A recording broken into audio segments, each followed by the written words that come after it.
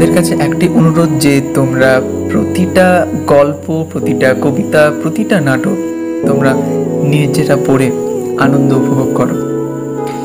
ভিডিওটিতে আমি আমার যে ভাবনা প্রকাশ করতে চলেছি সেই ভাবনাই যে তোমাদের মানতে হবে এমন কোনো কথা নেই। তাই তোমরা প্রতিটা রাইটিং নিজের মনের মতো করে পড়ো, পড়ে নিজে আত্মোপলব্ধি করো। সো হ্যালো গাইস, চলে এসেছি আমরা নতুন একটা ভিডিও নিয়ে। তো আজকের ভিডিওতে আজ আমরা নদিন গোডাইমারের লেখা জুলাইস পিপল এই নোভেলটার কমপ্লিট সামারি আজ আমরা আজকের এই ভিডিওতে আলোচনা করব। তাই জন্য আজকের ভিডিওটা কিন্তু খুবই গুরুত্বপূর্ণ হতে চলেছে, তাই তোমরা শেষ পর্যন্ত কিন্তু অবশ্যই দেখতে থাকো। তাহলে চলো শুরু করা যাক আমাদের আজকের ভিডিও নদিম গোডাইমারের লেখা জুলাইস পিপল। তো প্রথমেই নোভেলটি শুরু করার আগে আমরা জানব যে নদিন গোডাইমার কে ছিলেন। নদিন গোডাইমার ছিলেন একজন south African writer, political activist এবং সাউথ আফ্রিকান নোভেলিস্ট এবং একজন শর্ট স্টোরি রাইটার ছিলেন তিনি। এবং 1991 সালে তিনি লিটারেচারে নোবেল প্রাইজ পেয়েছিলেন এবং তিনি তার জেনারেশনে মোস্ট প্রমিনেন্ট ফিমেল রাইটার্সদের মধ্যে একজন ছিলেন নদিন গোডাইমার। এবং ওনার লেখা এই যে নোভেলটি রয়েছে জুলাইস পিপল, এই নোভেলটি পাবলিশ হয় 1981-এ। এবং এই নোভেলে আমরা যে সকল থিমসগুলো দেখতে পাবো, যেমন রেসিয়াল হায়ারার্কি দেখতে পাবো এবং আমরা দেখতে পাবো অ্যাপারাইট। তো নোভেলটি শুরু করার আগে চলো আমরা ক্যারেক্টার সম্পর্কে দেখে নিই যে এখানে কী কী ক্যারেক্টার রয়েছে। তো সব থেকে main protagonist of the novel is that mooring smells, যিনি হচ্ছেন আমাদের এই নোভেলটির মেইন প্রোটাগনিস্ট। এবং তিনি ব্যাম স্মেলসের সাথে বিবাহ করেছিলেন, একজন white effluent south African architect ব্যাম স্মেলস। এবং ওনাদের 3টে সন্তান ছিল। একটি সন্তানের নাম হচ্ছে ভিক্টর, দ্বিতীয় হচ্ছে গিনা এবং 3 নম্বর হচ্ছেন রয়েস। এবং তারপরে গুরুত্বপূর্ণ ক্যারেক্টার হচ্ছে ব্যাম স্মেলস। ব্যাম স্মেল ছিল মরিন স্মেলসের হাজব্যান্ড। এবং ব্যাম স্মেল সবসময় নিজের প্রতি গর্ব অনুভব করত তার প্রোগ্রেসিভ এবং অ্যান্টি অ্যাপার্টেইড ভিউজের জন্য। তারপরে গুরুত্বপূর্ণ ক্যারেক্টার হচ্ছে ড্যানিয়েল। ড্যানিয়েল হচ্ছেন একজন ইয়ং ব্ল্যাক ম্যান, যিনি জুলাইয়ের গ্রামে বাস করতেন এবং জুলাইয়ের একজন ফ্রেন্ড ছিলেন ড্যানিয়েল। এবং তারপরে আরেকটি গুরুত্বপূর্ণ ক্যারেক্টার, সেটা হচ্ছে দ্য চিফ। চিফ হচ্ছে জুলাইয়ের যে রিজিয়ন বা জুলাই যে গ্রামে থাকে সেখানে মেন অথরিটির আন্ডারে থাকতো চিফ, অর্থাৎ যে ওই জুলাইয়ের রিজিয়নে সব কিছু দেখা সাক্ষাৎ করতো ওই চিফ। ওকে, তারপরে দেখো মেন হচ্ছে জুলাই। জুলাই হচ্ছে একজন ব্ল্যাক ম্যান, যিনি ওই স্মেলস ফ্যামিলিতে অ্যাজ আ সার্ভেন্ট হিসেবে কাজ করতেন। তারপরে একটা ক্যারেক্টার, সেটা হচ্ছে মার্থা। মার্থা হচ্ছে জুলাইয়ের ওয়াইফের নাম হচ্ছে মার্থা। ওকে, এবং তারপরে আমাদের জুলাইস মাদার। জুলাইস মাদার হচ্ছেন যিনি একজন এল্ডারলি ওম্যান। এবং তারপরে আরেকটা ক্যারেক্টার, সেটা হচ্ছে দ্য শিফট বস। শিফট বস হচ্ছে একটি টাইটেল যেটা মরিন ইউজ করতো তার ফাদারকে রেফার করার জন্য। এবং তারপর হচ্ছে এলেন।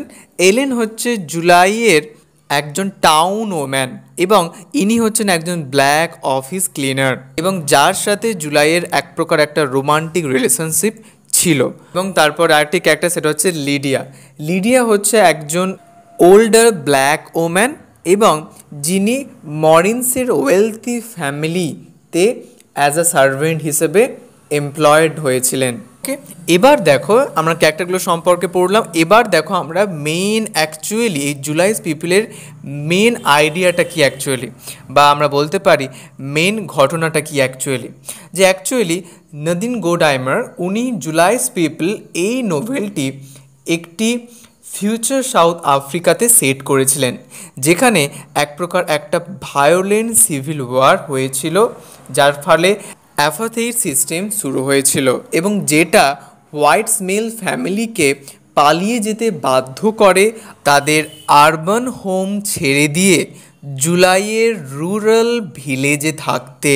এবং এই গল্পটার মধ্যে আমরা রেসিয়াল পাওয়ার ডায়নামিক্সের রিভার্সাল দেখতে পাবো এবং তার সাথে স্মেলস ফ্যামিলির যে এক প্রকার তাদের যে ডিপেন্ডেন্ট জুলাইয়ের ওপর, তাদের সার্ভেন্টের ওপর যে তাদের একটা ডিপেন্ডেন্ট, সেটাও আমরা দেখতে পাবো।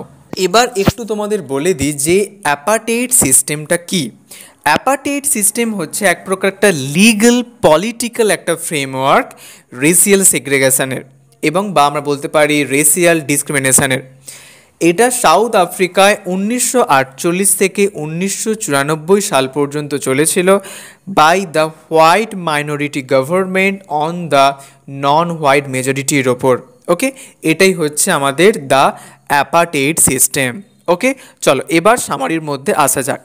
সে জুলাইয়ের পিপল ইমাজিন করছে একটি অল্টারনেট হিস্ট্রি, যেখানে এক প্রকার একটা ব্ল্যাক লিবারেশন মুভমেন্ট আমরা দেখতে পাচ্ছি এবং যেটা ফোর্সফুলি এক প্রকার একটা এপার্টাইড রুলের সৃষ্টি করছে এবং তার সাথে এক প্রকার একটা ভায়োলেন্ট সিভিল ওয়ারেরও সৃষ্টি করছে আমাদের সাউথ আফ্রিকার কান্ট্রির ওপর, যার জন্য স্মেলসের ফ্যামিলি একজন অত্যন্তই অ্যাফ্লুয়েন্ট ধনী একটা রিচ ফ্যামিলি ছিল, তাদেরকে বাধ্য হতে হয়েছে তাদের যে সার্ভেন্ট জুলাই তার রুরাল হোমে যাওয়ার জন্য।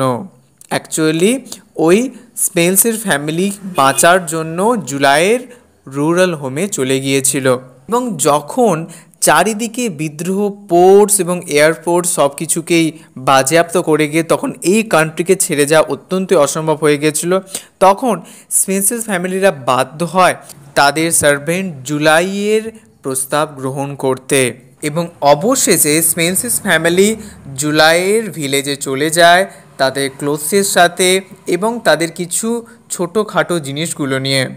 এবং স্মেলসের ফ্যামিলিরা এটা আরও বেশি ওয়েল অ্যাওয়ার্ড ছিল দ্যাট তারা এটা লাকি যে তারা বাঁচতে পেরেছে এবং জুলাইয়ের ভিলেজে এসে তারা একদম শকড হয়ে যায় এই বাড়ির কালচার দেখে এবং স্মেলসেস ফ্যামিলিরা যে রকম অ্যারিস্টোক্রেট একটা লাইফ লিড করছিল সেরকম লাইফ বা প্রি ভিলেজ যে লাইফস্টাইল তারা লিড করছিল, কমফোর্টেবল লাইফস্টাইল, সেগুলো আর তারা লিড করতে পারলো না জুলাইয়ের এই ভিলেজ ফ্যামিলিতে। এবং জুলাইয়ের ফ্যামিলি ওখানে একটা ছোট্ট স্মল আর্থেন হাট ছিল এবং সেখানে কোনো রকম কোনো মডার্ন সুযোগ সুবিধা গ্রহণ করা যেত না এবং স্মেলসের ফ্যামিলিরা তারা শিখে গিয়েছিল কেমন করে নদীতে স্নান করতে হয়, কেমন করে ওপেন ফায়ারে রান্না করতে হয়, এই সব কিছু। ব্যাম স্মেলস যে অন্যান্য ভিলেজারদের সাথে ওয়ার্থক্স মানে এক প্রকার একটা আফ্রিকান ওয়াইল্ড পিগ শিকারের জন্য বেরিয়েছিল এবং মরিন স্মেলস যে অন্যান্য উইমেনদের সহায়তা করছিল বিভিন্ন ভেজিটেবলসকে মাটি থেকে বের করতে এবং তার সাথে বিভিন্ন ঘাস তারা জোগাড় করছিল খড়কুটো তৈরি করার জন্য। এবং মরিন স্মেলস অ্যান্ড ব্যাম স্মেলসের যে তিনটে সন্তান ছিল গিনার, ভিক্টর অ্যান্ড রয়েস, তারা খুব কুইকলি এই জুলাইয়ের ফ্যামিলির যে লাইফস্টাইল সেটাকে তারা অ্যাডাপ্ট করে নিল এবং মরিন এবং ব্যাম তারা হচ্ছে এই যে এক প্রকার একটা অ্যাপার্টেইড সিস্টেম চলছে সেটাকে তারা নিন্দা করেছিল ব্যাপকভাবে এবং জুলাইয়ের হোমে তারা রেডিও চালাতো এবং সেই রেডিও থেকে তারা খবর শুনতো যে যুদ্ধ বন্ধ হয়ে গেছে এবং শৃঙ্খলা পুনরুদ্ধার করা হয়েছে এবং স্মেলসেস ফ্যামিলিরা বারবার চেষ্টা করছে যে তারা তাদের প্রি ভিলেজড কমফোর্টেবল লাইফ জোহান্সবার্গে পুনরায় ফিরে যেতে এবং মরিন কনসিডার করছে যে তাদের সন্তানদের এখানে ট্রিপে নিয়ে আসা অর্থাৎ জুলাইয়ের ভিলেজে নিয়ে আসা এটা খুব ভালো, কারণ তারা নিজেদের জীবন এবং কালচার সম্পর্কে বিভিন্ন কিছু তারা আপনা আপনি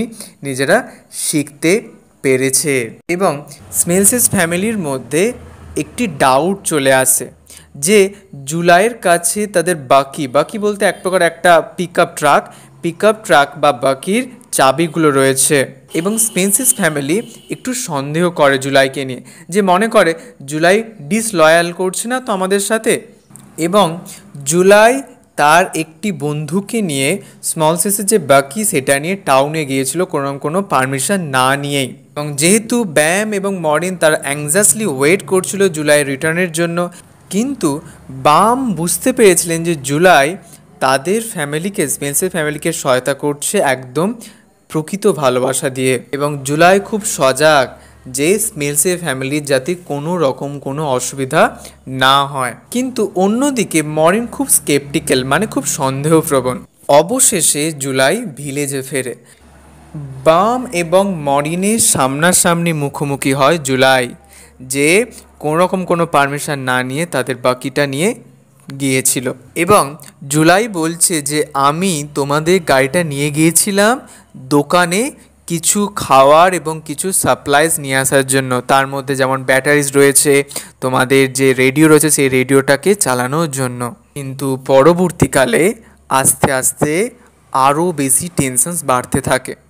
জুলাইয়ের মাদার এবং জুলাইয়ের যে ওয়াইফ মার্থা, তারা এক্সপ্রেস করে যে জুলাইয়ের এটা ঠিক করা হয়নি একটা হোয়াইট ফ্যামিলিকে তাদের গ্রামে বাড়িতে রাখা। স্মেলসেস ফ্যামিলির যে প্রেজেন্স, এটা তাদের কাছে একটা বিপজ্জনক সমস্যা হয়ে দাঁড়াতে পারে, কারণ ওয়ার্ড বা শব্দ খুব তাড়াতাড়ি ছড়িয়ে যায়। সেই জন্য, কারণ যদি রেবেল ফোর্সেসরা তারা এরকম একটা ইনফরমেশান পেয়ে যায় যে এই ভিলেজে হোয়াইট ফ্যামিলিদেরকে আশ্রয় দেওয়া হয়েছে, তখন তারা যুদ্ধ তৈরি করবে।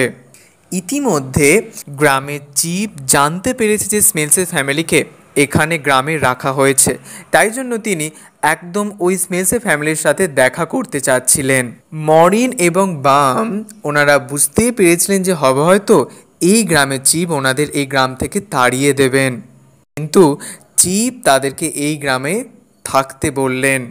এবং তারপরে চিফ জানতে পেরেছে যে বামের কাছে একটা শর্টগান রয়েছে, এবং উনি রিকোয়েস্ট করলেন বামকে যে তাকে এই শর্টগান কিভাবে ইউজ করতে হয় সেটা শেখানোর জন্য।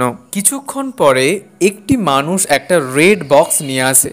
রেড বক্স বলতে এটাকে বলা হয় man with the red box character হিসেবে বলা হয়, যেটা এক প্রকার একটা ট্রাভেলিং এন্টারটেনমেন্ট সিস্টেমকে বোঝানো হচ্ছে, এবং যেটার মধ্য দিয়ে এক প্রকার একটি মিউজিক এবং এক প্রকার একটা কমিউনাল সেলিব্রেশন করা হয়, যার নাম হচ্ছে গুম্বা গুম্বা। এবং এই সেলিব্রেশনে মিউজিক রয়েছে, ডান্সিং রয়েছে, ড্রিঙ্কিং রয়েছে।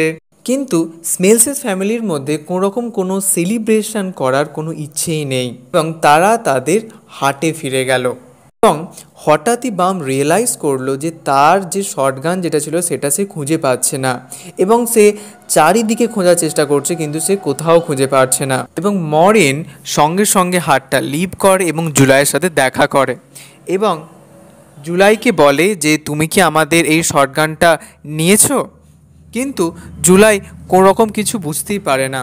মরিনের তখন মনে পড়ে যে জুলাইয়ের ফ্রেন্ড ড্যানিয়েল ওই গাম্বা গাম্বা সেলিব্রেশনে, কমিউনাল সেলিব্রেশনে কিন্তু ছিল না, এবং তাকেই থিপ বলে মনে করছে তারা।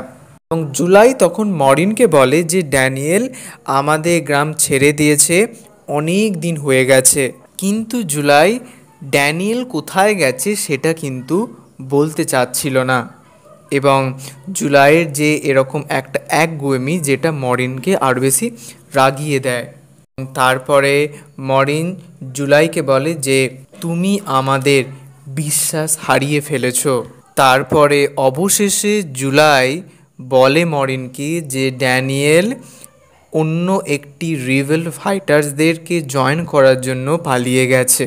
তার পরের দিন মরিন যখন তার ফ্যামিলির হাটে বসে যখন সে সেলাই করছিল, তখন হঠাৎই সে একটা হেলিকপ্টার দেখতে পেল এই গ্রামের উপর দিয়ে যাচ্ছে এবং সামনাসামনি কোথাও একটা ল্যান্ড করবে। কিন্তু মরিন বুঝতে পারছে না যে ওই হেলিকপ্টারের মধ্যে তার আদৌ কোনো মিত্র রয়েছে না শত্রু রয়েছে। তাও সে তার সেলাইয়ের কাজ বন্ধ করে দিয়েছে এবং হাটটা ছেড়ে দিয়ে সে গ্রামের মধ্য দিয়ে দৌড়তে লাগলো, এবং সে আরও বেশি স্পিড বাড়াতে লাগলো নিজের। এবং তারপর সে একটা নদীর কাছে আসলো, সেই নদীও সে ক্রস করলো, এবং তার ফ্যামিলির যে ডাক সে ইগনোর করে সামনের দিকেই দৌড়তে লাগলো। কিসের জন্য? ওই হেলিকপ্টারটির কাছে যাওয়ার জন্য এবং তার আনসার্টেন ফেটকে সে আলিঙ্গন করার জন্য। তো এইভাবেই নদিন গোডাইমার জুলাইস পিপিলের মধ্য দিয়ে উনি দেখাচ্ছেন যে কেমন করে অ্যাপাটাইট সিস্টেমের মধ্য দিয়ে একটি ব্ল্যাক ফ্যামিলি কেমন করে একটি হোয়াইট ফ্যামিলিকে সহায়তা করছে তার অসহায় পড়া অবস্থার মধ্যে। তো এইভাবেই নথিং গর্ডিমার জুলাইস পিপলের মধ্য দিয়ে দেখিয়েছেন। তোমাদের যদি এই নোভেলটি সম্পর্কে কারো যদি কোথাও কোনো অসুবিধা থাকে অবশ্যই কিন্তু আমাকে সেটা কমেন্টে তোমরা জানাও। ওকে, থ্যাংক